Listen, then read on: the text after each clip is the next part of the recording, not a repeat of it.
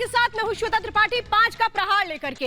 हर तरफ से एक ही आवाज उठ रही है कि वैक्सीनेशन ही वो हथियार है जो कोरोना की तीसरी लहर से हम सबको बचाएगा। दूसरी लहर में की जंग में अगर हमें कामयाब होना है तो सिर्फ और सिर्फ एक शस्त्र हमारे पास है और वो है वैक्सीन का। लेकिन अभी भी कई राज्य ऐसे हैं जो ये कह रहे हैं कि हमारे पास वैक्सीन नहीं है, वैक्सीन का रोना रो रहे हैं। लेकिन दूसरी तरफ हम वो तस्वीर भी देखते हैं जहां युवाओं में उत्साह है वैक्सीनेशन के लिए, और ऐसे में जो सियासत है वो किस तरह से वैक्सीनेशन पर हावी होती नजर आ रही है। लेकिन इसका कोई फायदा नहीं है क्योंकि युवाओं को ये समझ में आ चुका है कि अगर वो वैक्सीनेशन समय पर करा लेते हैं तो फिर बहुत बड़े खतरे से खुद को बचा सकते हैं। और इसीलिए हम भी आज आपसे कह रहे हैं कि वैक्सीनेशन को लेकर जिस तरह का भ्रम फैलाया जा रहा है उसमें मत पड़िए और वैक्सीनेशन लगवाइए, वैक्सीनेशन करवाइए।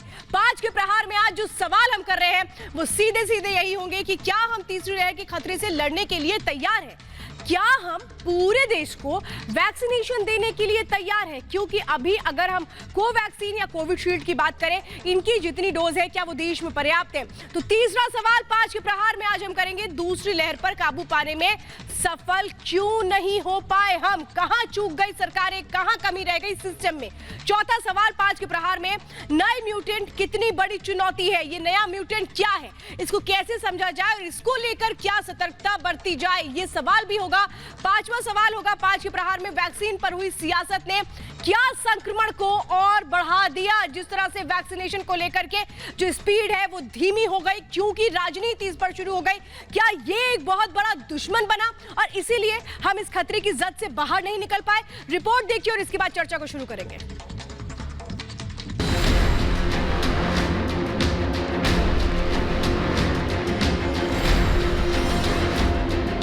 पिछले 1 साल से भारत में लगातार कोहराम मचा रहा कोरोना वायरस अब नए शिकार की फिराक वो अब हमारे भविष्य यानी हमारे बच्चों की जिंदगियों से खिलवाड़ करना चाहता है। कोरोना संक्रमण की पहली लहर में उसके शिकार 45 साल से ऊपर के लोग थे। दूसरी लहर में कोरोना वायरस 18 से 45 साल के लोगों को अपने निशाने पर लिए बैठा है, जबकि तीसरी लहर हमारे बच्चों पर संकट की तरह मंडराएगी। अक्टूबर-नवंबर महीने तक आने वाली तीसरी लहर अब तक का सबसे खतरनाक दौर होगी, जिसमें कोरोना वायरस उम्र देखकर लोगों को अपनी जद में नहीं लेगा। थर्ड वेव के लिए जो उन्होंने प्रेडिक्ट किया है उसका सबसे मुश्किलात ये होगा कि थर्ड वेव ज़्यादा सीरियस होगी, क्योंकि होता क्या है, वायरस लगातार म्यूटेट होता रहता है। जब आप उसके अगेंस्ट में कोई चीज़ निकालते हैं तो वो भी बचने की तैयारी में रहता है। यानी कोरोना वायरस एक बार फिर अपना स्वरूप बदलने की तैयारी में है ताकि संक्रमण की तीसरी लहर के दौरान वो ज्यादा से ज्यादा कहर बरपा सके। अपनी इस मंशा को अमली जामा पहनाने के लिए वायरस की टेढ़ी निगाहें अब हमारे बच्चों पर टिक गई है, जिनको अब तक वैक्सीन देने की कोई तैयारी नहीं की गई है। 18 से नीचे जो बच्चे हैं उनको भी आइडियली करना चाहिए। आइडियली तो हमको 130 करोड़ लोगों को वैक्सीनेशन करना चाहिए, जबकि सच्चाई ये है कि भारत में बच्चों के लिए अब तक कोई वैक्सीन तैयार ही नहीं की गई है। जबकि तीसरी लहर के दौरान कोरोना वायरस बालिग लोगों के बजाय बच्चों को ज्यादा संक्रमित करेगा। हालांकि भारत में वैक्सीनेशन की जो रफ्तार है उसे देखते हुए ये भी कहना बेहद मुश्किल है कि हर वयस्क को अक्टूबर से पहले वैक्सीन की पहली खुराक लग जाएगी, क्योंकि सरकारी आंकड़ों के मुताबिक तो देश में अब तक सिर्फ 16 करोड़ 49 लोगों को ही वैक्सीन लगी है, जिसमें पिछले 24 घंटे में 18 से 44 साल के बीच सिर्फ 2,30,000 लोगों को ही टीका लग सका है, जबकि पिछले 24 घंटे में 45 प्लस की उम्र वाले 18,09,000 लोगों को ही कोरोना वैक्सीन लगाई गई है। इन आंकड़ों को देखने के बाद यही पता चलता है कि अब तक देश की 11% आबादी की जिंदगियों को संक्रमण से सुरक्षित किया गया है, जबकि अगर बच्चों समेत देश के 130 करोड़ की आबादी को टीका लगाना है तो हर दिन 40 से 50 लाख लोगों को वैक्सीन लगानी पड़ेगी। तभी जाकर हम अक्टूबर-नवंबर तक आने वाली कोरोना संक्रमण की तीसरी लहर को बेअसर कर पाएंगे, जिसमें सबसे ज्यादा खतरा हमारे मासूम बच्चों पर होगा। Bureau report, Republic Bharat. तो कोरोना के इस महामारी के संकट से अगर उबरना है तो फिर तेजी के साथ इसी वैक्सीनेशन सिस्टम को आगे बढ़ाना होगा। लेकिन कौन है वो लोग जो इसमें रुकावट बन रहे हैं? आज खास मेहमानों का पैनल हमारे साथ है। शाइना एनसी हमारे साथ है, प्रवक्ता है बीजेपी की। संजय सर्राफ मेरे साथ जुड़ चुके हैं, प्रवक्ता है एलजेपी के। शांतनु गुप्ता मेरे साथ है, राजनीतिक विश्लेषक है। डॉक्टर हर्षवर्धन पुरी भी मेरे साथ जुड़ेंगे मेदांता हॉस्पिटल से। मेरे साथ सुजाता पॉल जुड़ चुके हैं, राजनीतिक विश्लेषक है। रवि श्रीवास्तव जुड़ चुके हैं, राजनीतिक विश्लेषक है। प्रेम कुमार जुड़ चुके हैं, राजनीतिक विश्लेषक है। शाइना एनसी के पास में जाऊंगी, लेकिन जरा मैं डिबेट की शुरुआत करना चाहती हूं संजय सराफ आपके साथ और सुजाता पॉल आपके साथ। सुजाता पॉल जी, मुझे लगता है इस वक्त सबके सुर एक हो जाने चाहिए वैक्सीनेशन को लेकर। अगर कहीं कमी भी है तो आप सवाल करिए, लेकिन मुझे ऐसा लगता है कि सबको एक साथ आना होगा अगर कोरोना की तीसरी लहर से बचाना है तो। निश्चित तौर से, और मैं इस बात को आपके कार्यक्रमों में कहती रही हूं कि हम सबको एक होना पड़ेगा, क्योंकि इस वक्त राज्य या दल नहीं देखना है, हमें देश देखना है, देश के एक एक व्यक्ति को देखना है। जिस बात को मैंने आपके एक कार्यक्रम में उठाया था बच्चों की वैक्सीनेशन की, आज देखिए वही मुद्दा बन गया है। तीसरे लहर में अगर हमें बचना है, और वो निश्चित तौर से बचा जा सकता है। मुझे ऐसे लगता है कि अगर 1971 में हमारी 19 ऐसी कंपनीज थी जो वर्ल्ड क्लास वैक्सीन को बनाकर ग्लोबली एक्सपोर्ट करती थी, तो आज भी अगर सरकार ठीक तरह से सामंजस्य बैठा सके और समन्वय बैठा सके, तो मुझे लगता है कि और अधिक कंपनीज को हम इसमें रोप इन कर सकते हैं और हर व्यक्ति को टीकाकरण करवा सकते हैं। लेकिन देखिए, इस वक्त 18 से 45 वर्ष के जो लोग हैं, मैं तो एक ऐसे राज्य से आती हूँ जहां उत्तराखंड में भाजपा की ही सरकार है, लेकिन यहाँ पे अभी शुरुआत नहीं हुई है। आज मैं फिर गई थी पता लगाने, तो मुझे कहा 10-12 दिन रुकिए, एक एक दिन एक एक मिनट बहुत महत्वपूर्ण है अगर हमें इस लड़ाई को लड़ना है। तो वॉर फुटिंग में देश के पास जितने रिसोर्सेज हैं उन सबको इसी काम में लगाना होगा, और ह्यूमन रिसोर्स को भी लगाना पड़ेगा, ताकि जितने लोग नेशनल इम्यूनाइजेशन प्रोग्राम में थे उन सबको भी हम यहाँ इन्वॉल्व कर सके। देखिए, आपने बात बहुत अच्छी कही है सुजाता पॉल जी, लेकिन ये बातें सिर्फ कही जाती हैं। इस पर अमली जामा कैसे पहनाया जाएगा संजय सराफ जी? इस पर अमली जामा कैसे पहनाया जाएगा कि जहां पर वैक्सीनेशन की कमी है वहां वैक्सीनेशन ड्राइव को आगे बढ़ा दिया जाए? सवालों के बीच समाधान तो चाहिए। देखिए, ये लोग नेशनल चैनल्स पर आके बहुत बड़ी बड़ी बातें करते हैं। ग्राउंड जीरो पर अगर रियलिटी और फैक्ट्स आप देखेंगे, इन्होंने हर जगह पहले इनिशियल स्टेज पर अपोजिशन किया। अभी तक आज अगर हमारे 16 करोड़ अभी तक वैक्सीनेशन हुई है, प्रैक्टिकल शेप में आज 20-22 करोड़ से ज्यादा हुआ होता। आप देखिए, एक्स चीफ मिनिस्टर यूपी का एक्स चीफ मिनिस्टर क्या बोल रहा था, क्या था उसका स्टेटमेंट जब वैक्सीनेशन की बात हो रही थी? कभी कह रहे थे ये मोदी वैक्सीन है, कभी कह रहे थे कोई वैक्सीन है। इन्होंने कभी भी देश के हित में बात नहीं की।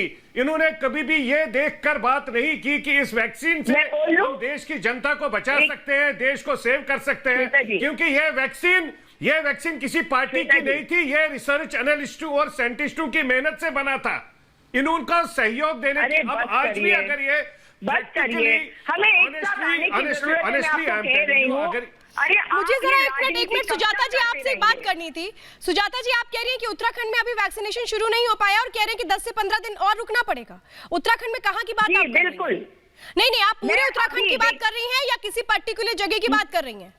नहीं, पूरे उत्तराखंड की बात कर रही हूँ। यहाँ के गांधी शताब्दी हॉस्पिटल। नहीं, तो आप 18 साल से ऊपर वालों की बात करिए, 45 साल वालों की बात कर रही हैं। आई हूँ करीबन, मुझे बताइए, 45 साल से ऊपर? 18 से 45 साल नहीं, उससे कम 45 साल से ऊपर का चल रहा है, लेकिन उससे कम वालों की वैक्सीनेशन स्टार्ट नहीं हुई है। और ये केवल एक जगह पे नहीं, ये पूरे उत्तराखंड का हाल है। मैं अभी गांधी शताब्दी हॉस्पिटल से आ रही हूँ, जहां पे टीकाकरण चल रहा है। हाँ। नहीं, तो वहां पे क्या बोला जा रहा है? क्यों नहीं वैक्सीनेशन हो पा रही है? जी, तो क्यों नहीं हो पा रही है ये, और इसके बारे में कोई ट्रांसपेरेंसी नहीं है। सरकार को ये बताने की जरूरत है, मैं यही बात कह रही हूँ। और जो किसने क्या कहा, क्या ये समय है उस विषय का? क्या ये समय ये नहीं है, ये देखा जाए कि हम किस प्रकार से लोगों को वैक्सीनेशन करवाएं? ये राजनीति को बंद करने की जरूरत है। जब तक हम सामंजस्य, समन्वय नहीं बैठाएंगे, सहयोग नहीं करेंगे, तब तक संचार नहीं होगा, और संचार के माध्यम से ये होगा। और आप इसको बंद कर दीजिए कृपा करके। अरे आप कर रहे हैं, मुझे आप क्या कह रहे हैं? मतलब लेकिन ये तो है ना, इस वक्त मुझे राजनीतिक बताइएगा, एक मिनट सुजाता जी, मैं शायना एनसी के पास भी जाऊंगी। सुजाता जी, 45 साल से ऊपर वालों का तो उत्तराखंड में वैक्सीनेशन हो रहा है ना, मुझे ये बताइए। देखिए, ये इनके आंकड़े उनको कहाँ मिल 45 साल से ऊपर वालों का वैक्सीनेशन हो रहा है ना। नहीं करना चाहती वो आंकड़े कहाँ से आए, लेकिन गवर्नमेंट ऑफ इंडिया आज एक घंटे पहले के आंकड़े प्लीज सुन लीजिए। गवर्नमेंट ऑफ इंडिया के आंकड़े ये है कि 17.35 करोड़ वैक्सीनेशन दिए गए हैं हर एक प्रदेश और यूटी को। अब क्यूमुलेटिव कवरेज जो है वो है 16.49 करोड़ आज के दिन में, जो 12 लाख बेनिफिशियरीज हैं 18 प्लस। ये वैक्सीनेशन ड्राइव में ये भी जानना जरूरी है कि 90 लाख ऐसे हैं वैक्सीन जो इस्तेमाल भी नहीं किए गए, जो प्रदेश सिर्फ नकारात्मक रूप से टिप्पणी कर रहे हैं। उनको शायद ये भी सोचना चाहिए कि कंजम्पशन और वेस्टेज क्या रहा है। ये आंकड़े जो मैं आपको बता रही हूँ आज अभी हेल्थ मिनिस्ट्री से सब जगह दिए गए हैं। अब 10 लाख वैक्सीन डोजेज ऐसे हैं जो स्टेट्स को अगले 3 दिन में मिलने वाले हैं। इसके बावजूद हर प्रदेश को ये प्रावधान है कि 50% वो ले कोवैक्सीन और कोविशील्ड से। जो वो नहीं करना चाहें और हर बार आपसे ये कहेंगे कि सरकार ने क्या किया, सरकार क्या कर रही है। रेमडेसिविर को लेके 16 मई तक जो आप पूरे देश की बात करें तो 53 लाख वाइल दिए गए हैं।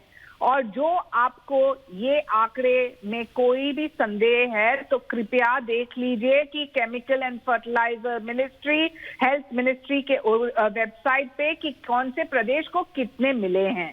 आज हमें इस जंग में एकजुट रहना है। क्या परिस्थिति रवि श्रीवास्तव जी, एक जंग में एकजुट रहना है, लेकिन वाकई सवाल तो यही है कि अगर एकजुटता नहीं होगी तो ये वैक्सीनेशन अभियान, वैक्सीनेशन मिशन पूरा कैसे होगा। शायना एनसी यही बात कर रही है। रवि जी, शायना जी ये आंकड़े दिखा करके देश को गुमराह मत करिए। आंकड़ों से चीजें मिल नहीं जाती है। आप ही को मालूम है कि आप 20 दिन से दिल्ली को आप 320 टन ऑक्सीजन देते हैं, जबकि उसकी जरूरत 976 टन की थी। आपने कल जब सुप्रीम कोर्ट ने आपको फटकार लगाई तब आपने 700 टन गैस दी है, आपको मालूम है। और वैक्सीनेशन, किसी भूपेश बघेल ने क्या कहा, किसी मंत्री ने क्या कहा, इसकी क्या कीमत है? वो क्या कोई ग्लोबल एक्सपर्ट है क्या? आप बताइए, आपके पास वैक्सीन का स्टॉक कितना है आज की तारीख में?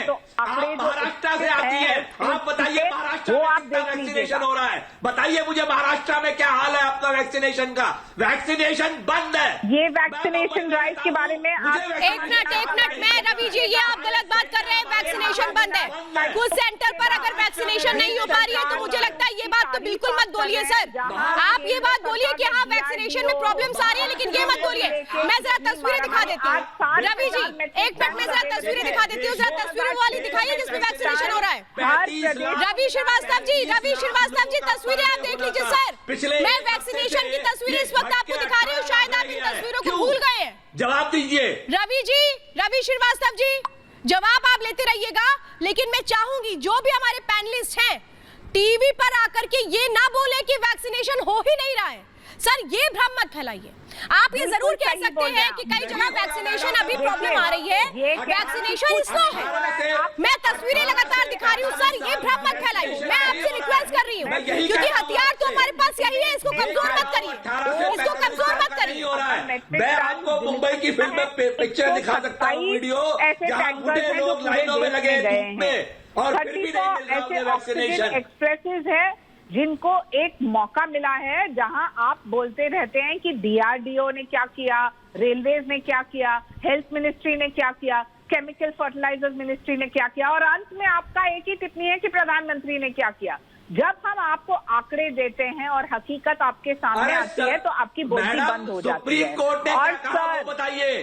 सुप्रीम कोर्ट ने क्या कहा है वो बताइए शाइना एनसी। सुप्रीम मैं डॉक्टर हर्षवर्धन को भी ले लेती हूँ, मेरे साथ डॉक्टर हर्षवर्धन पुरी भी इस वक्त जुड़ चुके हैं। खत्म करने में मैं आऊंगी शाइना आपके पास और रवि जी आपके पास में। डॉक्टर इस वक्त हमारे साथ डॉक्टर हर्षवर्धन जुड़े हुए हैं, सीनियर कंसल्टेंट हैं। सर मैं आपसे समझना चाहती हूँ, हम हर दिन एक बात पे बात करते हैं और मुझे लगता है कि शायद वो दिन आ जाएगा जब सारे पैनलिस्ट एक सुर में हो जाएंगे और कहेंगे कि हाँ वैक्सीनेशन ड्राइव है लेकिन इसको और तेजी के साथ होने की जरूरत है।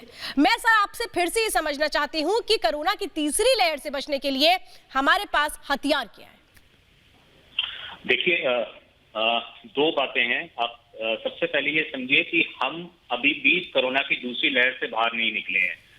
पूरा देश, पूरा मेडिकल सिस्टम, पूरा तंत्र जो है वो इससे लड़ रहा है और इस टाइम पे अभी आप ये बात समझिए कि हमारे पास तो सबसे बड़ा हथियार है इस कोरोना की सेकेंड लहर के विरुद्ध और शायद जो आने वाली थर्ड लहर है उसके बारे में जो हम सोच रहे हैं उसके विरुद्ध हमारे पास एक ही हथियार है और वो है वैक्सीनेशन। वैक्सीनेशन ही एक ऐसा हथियार है जिससे हम सेकेंड वेव और थर्ड वेव दोनों से लड़ सकते हैं। आप ये मत सोचिए इस टाइम पे कि कौन सी वैक्सीन लग रही है, कैसे। आप अपना रजिस्ट्रेशन कराइए। मेरा आपके माध्यम से मैं आपके सारे दर्शकों को कहना चाहूंगा, प्लीज अपने आप को वैक्सीनेट करिए। वैक्सीनेशन से जो सिवियरिटी ऑफ डिजीज है वो कम हो रहा है। फेज 3 ट्रायल्स कहते हैं कि जो मॉर्टेलिटी है वो रिड्यूस हो रही है। सो भारत और दुनिया के पास इस टाइम जो सबसे बड़ा हथियार कोरोना के विरुद्ध जो है वो वैक्सीनेशन है। प्लीज अपने आप को रजिस्टर कराइए और वैक्सीनेशन लगवाइए। बताइए प्रेम कुमार जी, डॉक्टर्स खुलकर की बात और बहुत स्पष्ट शब्दों में एक ही बात कह रहे हैं कि सिर्फ और सिर्फ अगर कोरोना की दूसरी लहर से बाहर आना है और तीसरी लहर तक अपने आप को मजबूत कर लेना है तो एक ही तरीका है और वो है वैक्सीनेशन। तो वैक्सीनेशन पर सवाल करिए, लेकिन मुझे लगता है लोगों को डराने का काम नहीं होना चाहिए। बिल्कुल डराने का काम कौन कर रहा है? वैक्सीनेशन होना चाहिए। आज देखिए असम में आज वैक्सीनेशन की ड्राइव शुरू हुई है 18+ वालों के लिए। असम में, मध्य प्रदेश में 2 दिन पहले शुरू हुई थी, 3 दिन पहले। तो मैं दूसरे इसलिए मध्य प्रदेश और असम का नाम ले रहा हूं ताकि ये ना कहा जाए कि केवल गैर बीजेपी शासित वाले राज्यों में वैक्सीनेशन की कमी है। बीजेपी शासित प्रदेशों में भी वैक्सीनेशन की कमी रही, इसलिए टाइम पर पूरी ताकत के साथ कैंपेन शुरू नहीं किया जा सका। ये फैक्ट है। दूसरी महत्वपूर्ण बात है, विदेश से बहुत सहायता आई, बहुत बड़ी मात्रा में सहायता आई, लेकिन उसको समय पर राज्यों को नहीं पहुंचाया जा सका।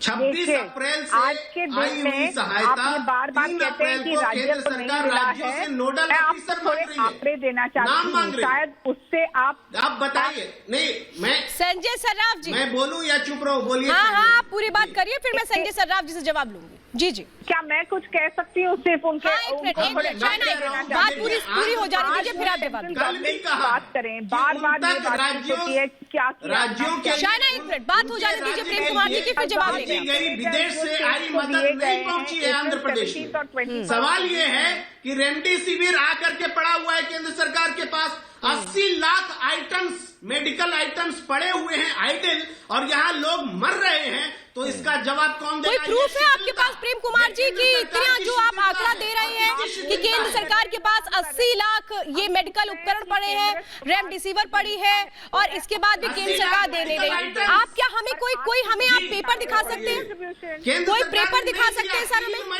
नहीं, मैं आपने जो सवाल उठाया है मैं उस बात को कह रही हूँ। एक मिनट संजय जी, संजय सर्राफ, एक मिनट सर, एक मिनट। ये टीवी पर बैठ करके जितने भी इस वक्त दर्शक होंगे वो हमें देख रहे हैं, ठीक? इसीलिए मैं चाहती हूँ विद प्रूफ बात करिए प्रेम कुमार जी, विद प्रूफ बात करिए। सवाल हम भी करेंगे, आप विद प्रूफ बात करिए। सर आपके पास कोई प्रूफ है इस वक्त दिखाने के लिए? कहीं आपने पढ़ा हो, कुछ हो सर? फिगर्स कुछ भी नहीं। एक मिनट संजय जी, मैं जरा प्रेम जी से पूछ रही हूँ। प्रेम बताइए, प्रेम कुमार जी वो कहाँ चला गया बताइए प्रेम। मैं आपको पूरी रिपोर्ट बता रहा हूँ। पूरी रिपोर्ट बता रहा हूँ, कहाँ है ये रिपोर्ट? नहीं कह रहा हूँ। कहाँ पर है रिपोर्ट में देख लेती हूँ सर। कुमार जी कोई पेपर दिखाइए कौन? अरे एक मिनट संजय सर्राफ जी, मैं यही तो पूछ रही हूँ। बात कीजिए संजय सर्राफ जी, मैं प्रेम कुमार जी से यही बात पूछ रही हूँ। मैं चाहती हूँ वो एविडेंस दिखाइए तो आप वो एविडेंस अगर है तो आप दिखाइए। मैं दिखा रहा हूँ कहाँ पर है नहीं, एविडेंस? मैं दिखा रहा हूँ ना, बिल्कुल। कौन सी सरकार की साइट पर है? देखिए ये रिपोर्ट देखिए। नहीं, कहाँ की रिपोर्ट है? मैं ये तो पूछ रही हूँ। देखिए ये रिपोर्ट देखिए। नहीं, कहाँ की रिपोर्ट है? किसने बनाई ये रिपोर्ट? ये द क्विंट में छपी रिपोर्ट हाँ, है। द क्विंट में छपी रिपोर्ट को आप एविडेंस बता रहे हैं। हाँ, कल नहीं, अब द क्विंट की रिपोर्ट को आप एविडेंस बता रहे हैं। मैं तो कह रही हूँ कोई सरकारी रिपोर्ट आई है, कोई सरकारी आंकड़ा आया है। संजय सर्राफ, यही तो प्रॉब्लम है। द क्विंट में छपी, आप अलग अलग न्यूज पेपर्स का हवाला देते रहिए, फिर रिपब्लिक की भी रिपोर्ट का हवाला दे दीजिए कहीं और बैठ करके। ऐसे थोड़ी ना होता, जिम्मेदारी से ऐसे थोड़ी ना होता। आप उठा करके कल कोई विदेशी पेपर को ले लीजिएगा, न्यूयॉर्क टाइम्स को, उसका हवाला दे दीजिएगा।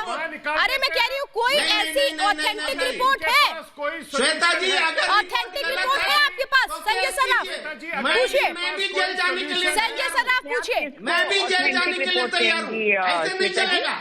अरे क्यों जेल जाएंगे? जबरदस्ती बात करते हैं। प्रेम कुमार जी, आप जेल बाद में जाइए, पहले देश की जनता को बचाने का काम करिए जो हम कर रहे हैं। आज देश की जनता को बचाने की जरूरत है, आपको जेल भेजने की जरूरत नहीं है। आपके पास कोई फैक्ट फिगर्स नहीं है, आप लोग झूठ बोलते हैं, आपको आदत पड़ी है। इस महामारी में भी आप देश में झूठ बोल रहे हैं। अगर मैं इस महामारी में भी आप फैक्ट फिगर्स देने के बदले झूठ बोल रहे हैं।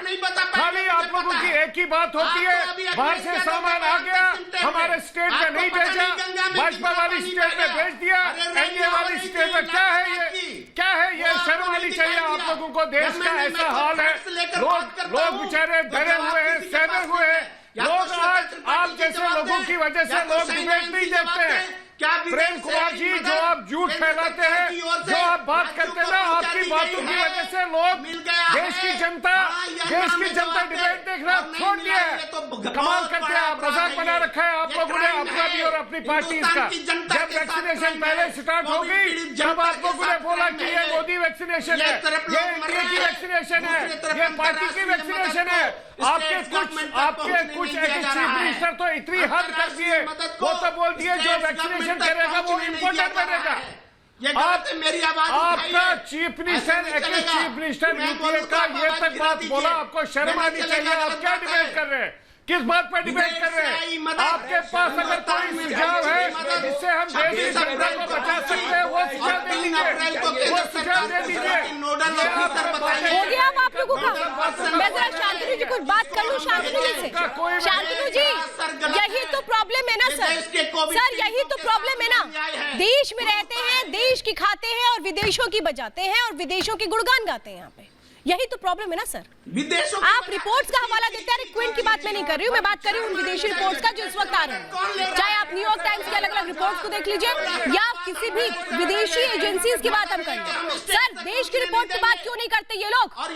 हर दिन देश को डिफेम करके क्या आगे बढ़ पाएंगे? सवाल तो ये। शांतनु जी, श्वेता जी, मैं पिछले काफी देर से सबकी चिल्ला चिल्ली सुन रहा हूँ। प्रेम जी, मुझे पता है इस समय टेम्पर हाई है, सब लोग चीखा चिल्ली कर रहे हैं। उसमें नहीं है।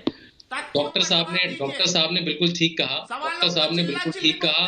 केवल वैक्सीन ही, सुन तो लीजिए, देखिए मैं बिल्कुल साथ सी बात कर रहा हूँ। केवल वैक्सीन ही एकमात्र हमारे पास अगली वेव के लिए, डॉक्टर हर्षवर्धन जैसे कहा, उनका नाम भी मिलता है देश के स्वास्थ्य मंत्री से, वो भी यही बात कह रहे हैं कि वैक्सीन ही हमारे पास सबसे बड़ी ढाल है अगली वेव, इस वेव से बचने के लिए, अगली वेव को रोकने के लिए। अगली वेव, प्रेम कुमार जी, मैं सीधी सी बात कह रहा हूँ, सुनिए तो बहुत सीधी सी बात कह रहा हूँ। मैं आपके अगेंस्ट में कुछ नहीं बोल रहा हूँ। अरे प्रेम कुमार जी, आप इतना ज्यादा गुस्से में क्यों आ जाते हैं? आपसे सवाल पूछो तो आप अपना बीपी हाई करने लगते हैं। क्या प्रॉब्लम है आपकी? प्रॉब्लम क्या है सर आपकी?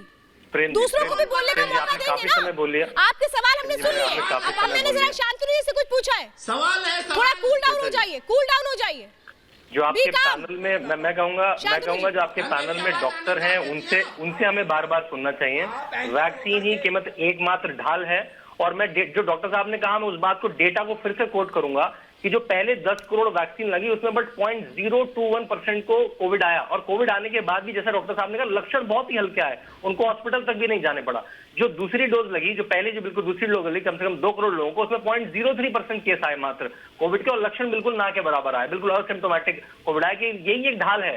देखिए, वैक्सीन के एक दुनिया में एक वर्ड होता है वैक्सीन हेजिटेंसी, कि वैक्सीन लगाने में हेजिटेट हो रहा है, क्या इस पे डेटा है। तो हमारे देश में कुछ राजनेताओं ने वैक्सीन हेजिटेंसी क्रिएट करी, उसके बारे में ही बात हो रही है। अखिलेश यादव ने कहा ये तो बीजेपी की वैक्सीन है, किसी ने कहा कि इंडिजिनस वैक्सीन है कोवैक्सीन, उसका ट्रायल ठीक से नहीं हुआ है।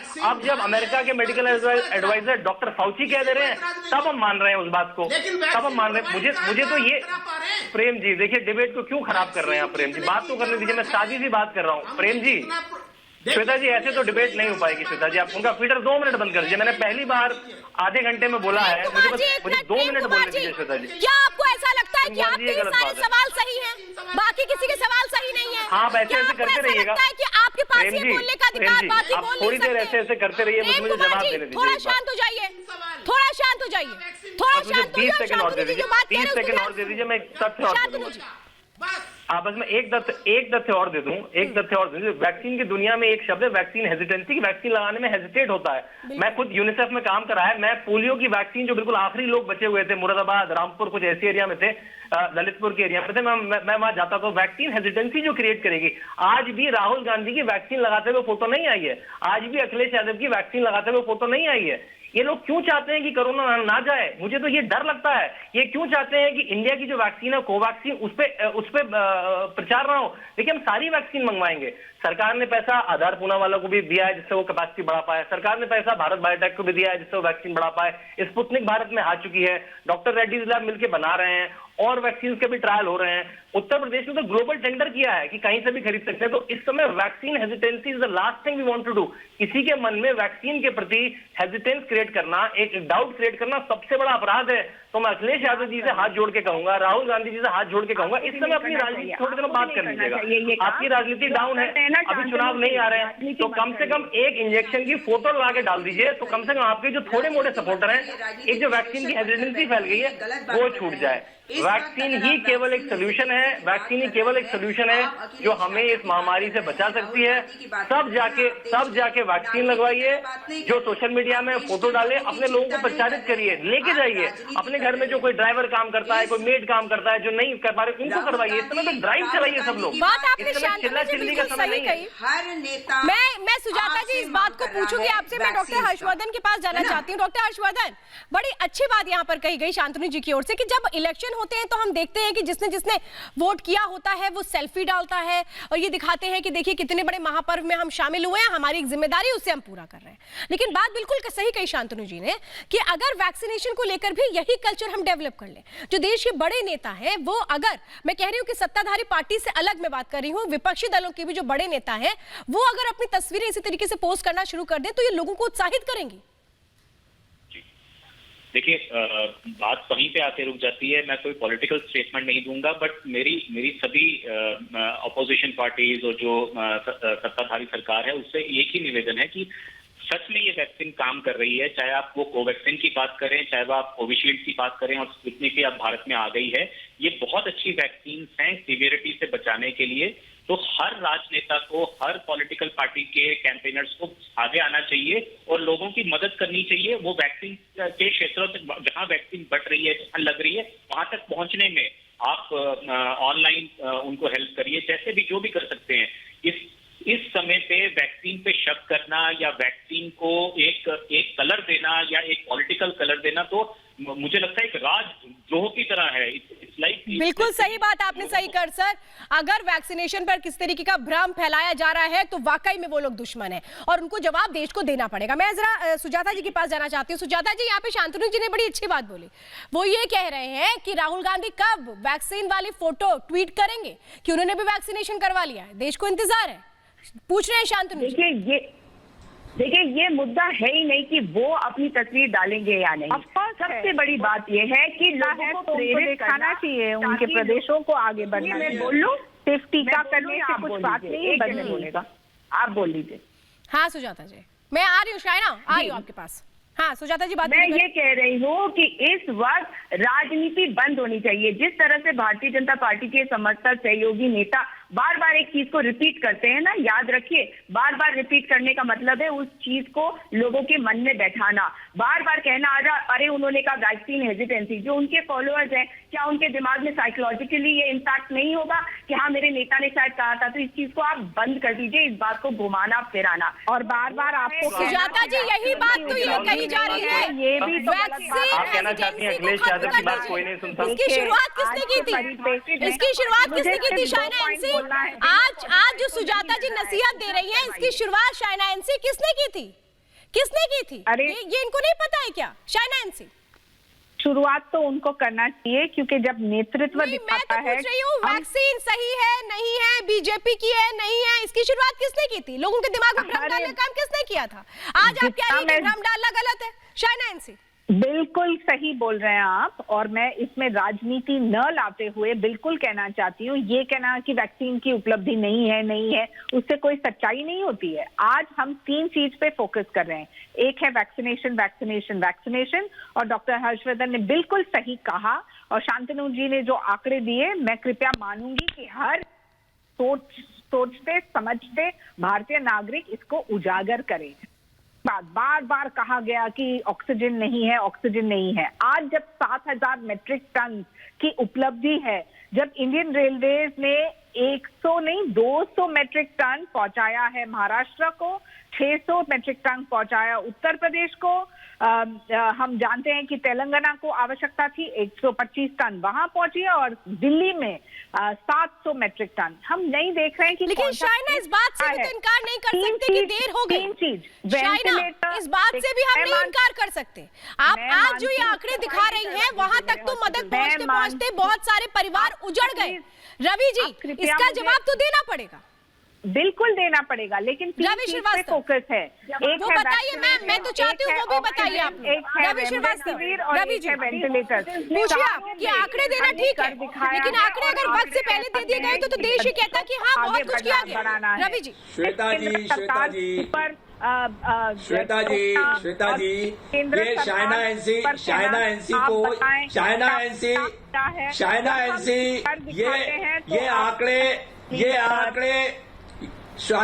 ये ये आंकड़े आप उन लोगों को दिखाइए जो अपने परिवार के प्रियजनों की जान खो चुके हैं। ये आंकड़ों से आपकी राजनीति नहीं चलेगी। आंकड़ों पे मत जाइए, जहां ऑक्सीजन चाहिए, रेमडेसिविर चाहिए, पहुंचाइए। इंजेक्शन का, वैक्सीनेशन का कोई विरोध नहीं कर रहा है। आप वैक्सीन लाइए, वैक्सीन लगाइए। लोगों की लाइनें लगी हुई हैं से ज्यादा मेट्रिक टन आज उपलब्ध है भारत में। मैं नहीं बोल रही हूँ कि हम मैं नहीं बोल रही हूँ कि रफ्तार से काम कर दिखाया है। तो आपके पीछे से सच झूठ और झूठ सच होता है। आज देश को जुट रहना है इस लड़ाई में। ये इनविजिबल टेररिस्ट है, ये डबल म्यूटेंट को लेके देश भर में नहीं विश्व भर में चर्चा हो रही है। और जो एक म्यूटेंट और थर्ड वेव आ रहा है, कहीं ना कहीं हम सबको जो एक आवाज में सक्रिय रूप से काम करना है। रवि जी, आपकी बात सही कही है। मैं आपसे बात समझना चाहती हूँ। वैक्सीन और तेजी के साथ वैक्सीनेशन ड्राइव आगे बढ़नी चाहिए अगर हमें तीसरी लहर से पहले खुद को तैयार कर लेना है। आपको लगता है जो स्थितियां अभी है उसमें हम तीसरी लहर से पहले खुद को तैयार कर लेंगे?